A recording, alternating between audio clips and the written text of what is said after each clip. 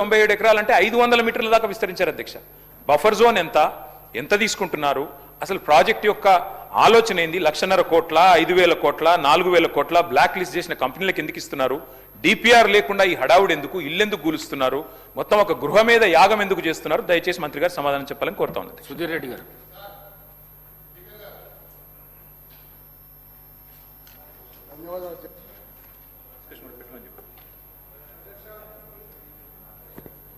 ఈరోజు మూసీ నది ప్రక్షాళన కార్యక్రమంలో ఆ పరివాహక ప్రాంతాల్లో ఉండే ప్రజలందరూ కూడా తీవ్రమైన భయాందోళనతో బతుకుతా ఉన్నారు అధ్యక్ష. ముఖ్యమంత్రి గారి పోకడ చూస్తే ముఖ్యమంత్రి గారు మూసీ నది చేస్తా అంటున్నారు, చేయనయ్యండి, మేము కూడా స్వాగతిస్తున్నాం. మూసీ నదికి మేము వ్యతిరేకం కాదు అధ్యక్ష.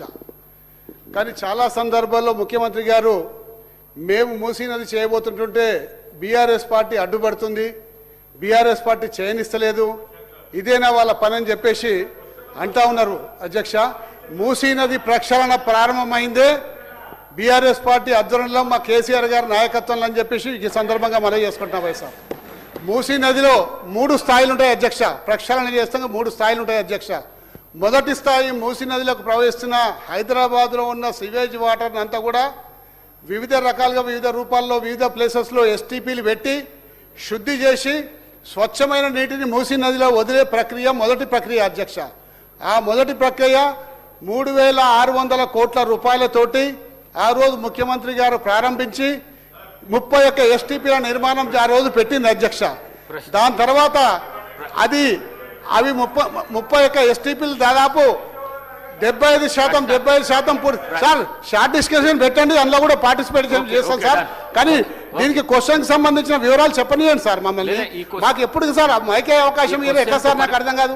క్వశ్చన్ కు పరిమితం కాండి. అవును సార్, క్వశ్చన్ దానికి సంబంధించిన వివరాలు చెప్తున్నాం కదా సార్. క్వశ్చన్ కే పరిమితం కాండి సార్. క్వశ్చన్ కే పరిమితం అవుతున్నాం సార్. మేమేమో ఈ పద్ధతులు చేసినాము, ఎక్కడ కూడా ఒక ఇల్లు సార్ ఇప్పుడు వారు చెప్పినట్టు సార్ అక్కడికి వెళ్ళి ఇక్కడి వరకు దాదాపు 11,000 స్ట్రక్చర్లు ఇవాళ బఫర్ జోన్లో ఐడెంటిఫై ఆ రోజు చేసి ఉంటుంది సార్. కానీ ఎక్కడ కూడా ఒక్క స్ట్రక్చర్ కూడా కూలగొడతానికి మేము ముందుకు రాలేదు సార్. ఎందుకు రాలేదు అంటే నేను కేటీఆర్ గారు సబితా ఇంద్రారెడ్డి గారు ముగ్గురం కలిసిపోయి కేసీఆర్ గారికి విన్నవించినాం. సార్ ఇన్ని స్ట్రక్చర్స్ వస్తున్నాయి, మరి ఏం చేద్దామంటే ఇన్ని ఇండ్లు కూలగొట్టి మూసీ నది మనం అంతా అలా బాధ పెట్టి చేయాల్సిన అవసరం లేదు, ఇండ్లు కూలగొట్టకుండా ఏ విధంగా చేయగలుగుతారో ఇంకో ఫార్ములా తోటి మీరు రండి మా ముందుకు, అప్పుడు మనం దాన్ని టేకప్ చేద్దామని చెప్పడం వల్ల మేము ఇండ్లు కూలగొట్టకుండా ఏ విధంగా చేస్తారో ఒక 2 ఫార్ములాలు తయారు చేసే వరకే ఇంతలో ఎలక్షన్ నోటిఫికేషన్ వచ్చింది సార్. ఆ ఎలక్షన్ నోటిఫికేషన్ తర్వాత ప్రభుత్వం మారిపోయింది. ఈ ప్రభుత్వం కక్ష కట్టినట్టు ఇవాళ పేద ప్రజల మీద పడి వాళ్ళ ఇళ్లకు రెడ్ మార్కులు పెట్టి నిద్రాహారాలు లేకుండా చేసింది సార్. నిద్రాహారాలు లేరు, ఇవాళ మనుషులు నిద్రపోతలేరు, అన్నం పెట్టలేరు. ఎప్పుడు మా ఇంట్లో కాలేరు వెంకటేష్ గారు, దానం నాగేందర్ గారు. అధ్యక్ష థ్యాంక్ యూ సార్. సార్ ఈ జంట నగరాలకు సంబంధించినటువంటి ఈ మూసీ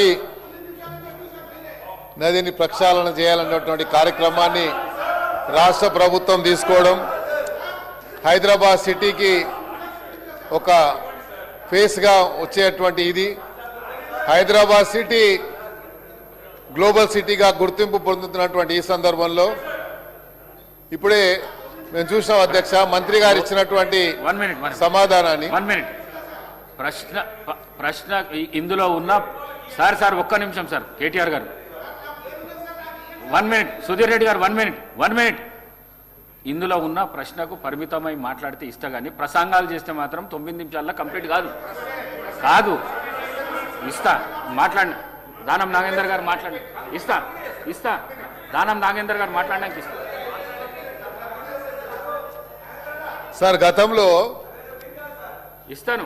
మరి గతంలో నేను కూడా అప్పుడు ఉన్నాను అధ్యక్ష, హైదరాబాద్ సిటీలో శాసనసభ్యుడిగానే. హరీష్ రావు గారు అయితే తమరి ద్వారా నేను తెలుసుకోదలుచుకున్నాను, గౌరవ మంత్రి గారి ద్వారా.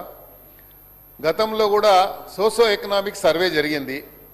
ఆ సోషో ఎకనామిక్ సర్వేలో ఎన్ని కుటుంబాలని మీరు ఐడెంటిఫై చేశారు?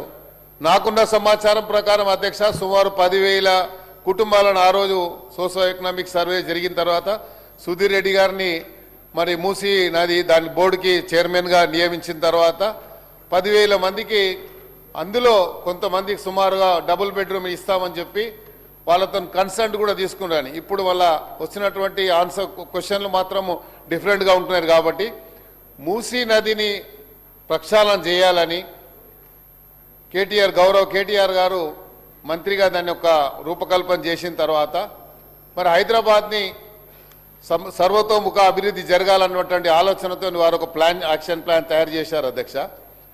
మరి ఇప్పుడు ఈ మూసీ నదిని ఆపాలని లేకపోతే మూసీ పరివాహకలు ఉన్నటువంటి వారిని మరి ప్రొవోక్ చేసేటువంటి కార్యక్రమం ఎందుకు జరుగుతుందని మాకు అర్థమవుతలేదు. హైదరాబాద్లో పుట్టిన వాడిగా మా బాధ్యతగా ఉంది అధ్యక్ష. హైదరాబాద్లో అన్ని ప్రాంతాలు అభివృద్ధి చెందాలని. మూసీ అంటే మీరు ఒక మురికి కాలువగానే దాన్ని పదే పదే మూసీ అంటే మూసీ నది అంటే అది మురికి కాలువ కింద మీరు పదే పదే దాన్ని ఒక ఎస్టాబ్లిష్ చేయడానికి ప్రయత్నం చేస్తున్నాం అధ్యక్ష. అది ఒక జీవనది అధ్యక్ష. ఆ జీవనదిని మన మూసీ అంటే అది మురికి కాలువగా నాకు బాగా గుర్తుంది అధ్యక్ష. సుమారు 70లో అనుకుంటాను మేము చిన్నగా ఉన్నాము. ఈ మూసీ నది వల్ల అంటే అప్పుడు ఉన్నటువంటి జీవనది అనేది ఎంత ప్రవహించేదని చెప్పడానికే ప్రయత్నం చేస్తున్నారు అధ్యక్ష. అప్పుడు ఫ్లడ్స్ వస్తే జూబ్లీ బస్ స్టాండ్ అక్కడ ఉన్నటువంటి జాంబాగు ఆ ఏరియా మొత్తం మునిగిపోయింది అధ్యక్ష. ఎన్నో కుటుంబాలు కూడా మరి పోయినాయి అధ్యక్ష. అందుకనే ఈరోజు మూసీ నది ప్రక్షాళన జరిగితే ఆ మూసీ నదిలో పక్కకున్నటువంటి వారు ఆ మురికి కాల్వగా, ఎందుకంటే అక్కడ ఉన్నటువంటి కెమికల్ ఇండస్ట్రీస్ అన్ని కూడా కెమికల్ అన్ని కూడా అక్కడ ప్రవహిస్తున్నది కాబట్టి అది ఈరోజు మురికి కాలువగా మారిపోయింది. కాబట్టి ఆ మురికి కాలువ కాకుండా దీన్ని ప్రక్షాళన చేయడానికి ప్రభుత్వం ఒక దీర్ఘకాల ప్రణాళిక సిద్ధం చేసి మొన్న గౌరవ ముఖ్యమంత్రి గారు డీటెయిల్ ప్రాజెక్ట్ రిపోర్ట్ కూడా మొన్న ప్రవేశపెట్టడం జరిగింది అధ్యక్ష. అయితే తమరి ద్వారా నేనేమంటున్నా అంటే వారి క్వశ్చన్ సపరేట్ ఉండొచ్చు, నా క్వశ్చన్ సపరేట్ ఉండొచ్చు, కానీ హైదరాబాద్ సిటీ అభివృద్ధి జరగాలనేదే మా యొక్క కన్సర్న్ అధ్యక్ష. అందుకనే దీంట్లో ఈ క్వశ్చన్లో మన పేరు లేకపోయినా నేను ఇందులో సిగ్నేటరీ కాకపోయినా నేను అడుగుతున్నానంటే హైదరాబాద్లో అభివృద్ధి జరగాలి. ఈ మూసీ అభివృద్ధి జరిగితే కేవలం ఇక్కడ వికారాబాద్ నుండి నల్లగొండ వరకు, నల్లగొండలో ఫ్లోరైడ్ ఎఫెక్ట్ వల్ల కుటుంబాల్లో నాశనం అవుతుంది, అక్కడ ఉన్నటువంటి ఇరిగేషన్ నాశనం అవుతుంది. కాబట్టి మూసీ అభివృద్ధి జరగాలంటున్నాం.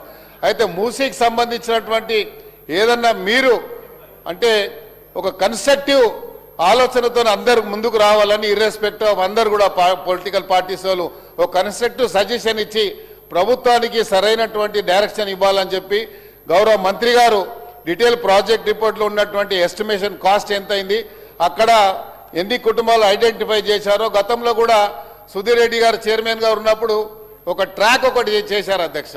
ఆ ట్రాక్కి సంబంధించి సుమారు 30-40 కోట్ల రూపాయలు ఖర్చు పెట్టారు. నేను మొన్న ఇది క్వశ్చన్ వచ్చిన తర్వాత పోయి చూశాను అధ్యక్ష. నిన్న పోయి చూస్తే ఆ ట్రాక్ మొత్తం కొట్టుకుపోయింది అధ్యక్ష. అది 30 కోట్లు ఖర్చు పెడితే ఇప్పుడు ట్రాకే లేదు అక్కడ. మరి ఎక్కడ పోయింది అధ్యక్ష ట్రాక్? అది మరి ఎందుకు అదే దానికి ఒక ప్లానింగ్ లేకుండా మీరు ట్రాక్ వేస్తే ఆ ట్రాక్ ఎక్కడ పోయింది? వాకింగ్ ట్రాక్ అని పెట్టారు. మరి అంటే ప్రభుత్వ డబ్బు మిస్యూజ్ అయినట్టే కదా అధ్యక్ష. అంటే మీరు సరిగ్గా ప్లానింగ్ లేదు అని చెప్పడానికే నేను ప్రయత్నం చేస్తున్నా అధ్యక్ష. ఆ ట్రాక్ ఉంటే ఎక్కడో చెప్పండి. 340 కుటుంబాలు ఐడెంటిఫై చేశారు, వాళ్ళు రిహాబిలిటేట్ చేశారు. మళ్ళీ మిగతా వాళ్ళని ఎందుకు చేయలేదు? అప్పుడు ఇవన్నీ కూడా మంత్రి గారు చెప్పాలని తమ ద్వారా మంత్రి గారు కోరుతున్నారు. సుధీర్ రెడ్డి గారు గతంలో ఈ మూసీ 2 నిమిషాల కథం చేస్తాడని చెప్పి మంచి సూచన సలహాలు ఇస్తాడని చెప్పేసి మరొకసారి అవకాశం ఇస్తాడు సార్. 2 నిమిషాలు సార్, ఎక్కువ తీసుకోండి సార్. సార్ నేను 3 స్థాయిలు చెప్పిన సార్. మొదటి స్థాయిలో మూసీ నదిలోకి ప్రవహిస్తున్న డ్రైనేజ్ వాటర్ని అంతా కూడా ట్రీట్మెంట్ చేసి శుభ్రమైన వాటర్ని మూసీ నదిలోకి వదలాలి సార్. రెండవ స్థాయిలో మూసీలో పేరుకుపోయిన ఒండ్రు మట్టి ఒక 50-60 సంవత్సరాల నుంచి ఇండస్ట్రియల్ సెడిమెంట్స్ అంతా కూడా కాలుష్య కారకాలు అంతా కూడా పేరుకపోయినాయి. వాటిని అన్నింటినీ కూడా తీసి మరి పొల్యూషన్ కంట్రోల్ బోర్డు నామ్స్ ప్రకారం సైడ్కి వేసేసి 2 సైడ్ల రోడ్డు డెవలప్ చేసి నీరు నిరంతరం ప్రవహించే విధంగా చేయాలన్నది స్థాయిలు సార్. మరి గౌరవ సభ్యుడు ఈరోజు 30 కోట్లు అని చెప్తున్నాడు సార్. 30 కోట్లు కాదు సార్, 6 కోట్ల రూపాయలు ఖర్చు పెట్టినాము. అది మీ ద్వారా వారి దృష్టికి తీసుకొస్తున్నాం. మూడోది సార్, కొండపోచమ్మ సాగర్ నుంచి కాళేశ్వరం నది జలాల్ని మూసీ నదికి తీసుకొచ్చి ఈ మూసీ హిమాయత్ సాగర్, ఉస్మాన్ సాగర్ తీసుకొచ్చి దాదాపు 15 చెక్ డ్యాములు కట్టి నిరంతరం ఆ చెక్ డ్యాములలో నీళ్లు నిల్వ ఉండే విధంగా, తద్వారా హైదరాబాద్ పరిసర ప్రాంతాల్లో భూగర్భ జల మట్టాలు పడిపోకుండా తగు చర్యలు తీసుకున్నాము. అలాగే హైదరాబాద్ యొక్క ట్రాఫిక్ని డీకంజెషన్ చేద్దామన్న ఉద్దేశంతో ఇరువైపులా ఈస్ట్ వెస్ట్ కారిడార్ని తయారు చేసి మరి నాగోల్ నుంచి గండిపేట వరకు రోడ్ లింకేజ్ కూడా ప్లానింగ్ చేసాం సార్. మధ్యలో 15 బ్రిడ్జ్లు మనము డిజైన్ చేసాం సార్.